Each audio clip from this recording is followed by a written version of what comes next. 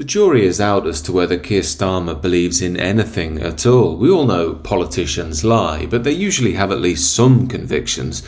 Whereas Keir Starmer seems to have no views at all. He's just an empty vessel of corporate managerial bureaucracy. He'll say whatever's expedient to globalist liberalism. In only 6 months, he's gone to war with old people over winter fuel payments, the farmers, the populists, all after electioneering on the basis he was on their side. And now he's gone to war with Christians too for some reason, and it's the same dynamic. Here he is just before his election stating he believed in the value of the church and was going to back it 100%, sort of nonsense that's gleefully lapped up by the softies at the Church Times. However, lo and behold, it turns out that he didn't mean any of it at all. The Labour Party is going to slash funding for churches, meaning many of them won't survive. Even many of our cathedrals are now facing financial ruin as well. But the government aren't going to slash a proposal that was originally put forward by the Tories stating that mosques will get £117 million.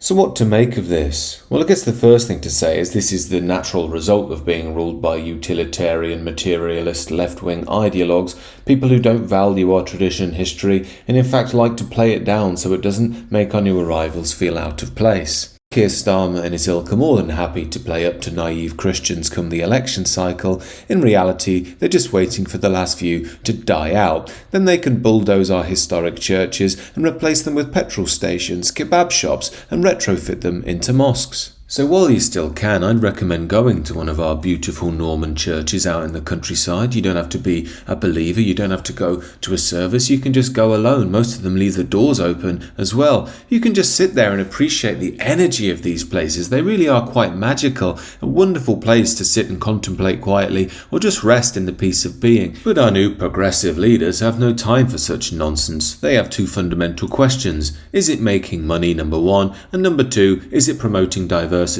No, then bulldoze it over. We could build a McDonald's here. But then I suppose we have to take some responsibility for this mess. I mean, who really goes to church anymore? Although I do understand it can be a bit of a painful ordeal. On the one side, it's basically just simple Christianity for old ladies praying for their deceased husbands, and on the other, people who've swapped the Bible for the Guardian. So it seems we're at the end. The tradition is done.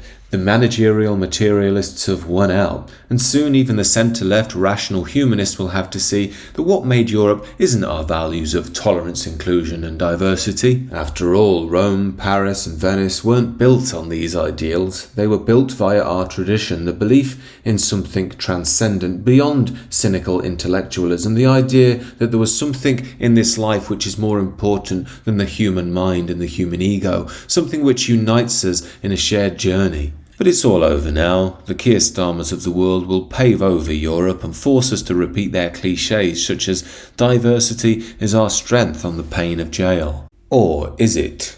It seems to me that we may be going through a dark night of the soul in a civilizational context. A dark night of the soul is essentially a period that's marked by confusion, helplessness, total stagnation, a feeling that you're lost away from tradition, completely divorced from God. Yet following the work of the great Christian mystic St. John of the Cross, the dark night of the soul actually turns out to be a stage of purification. It's where you're throwing away everything that isn't you, that isn't valuable, and you have to go through it to see what is fundamentally real. This is something I believe the West, especially Europe and the people therein, has to go through. History doesn't work in a linear fashion, it works in cycles. Civilizations are born, they mature, they die, but they're also reborn. It's this rebirth that will lead to a turn away from materialist modernity and the attendant individualism, an individualism that's destroying us at this point. It will allow us to re-engage with the deeper, earthier instinct that built Europe and also guided our ancestors.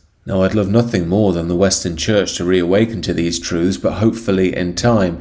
In the meantime, there are more and more people speaking about this. One of them is Scott Mannion. He's a philosopher/Christian mystic type. I spoke to him on my Substack about these themes recently. You can check that out for free down below.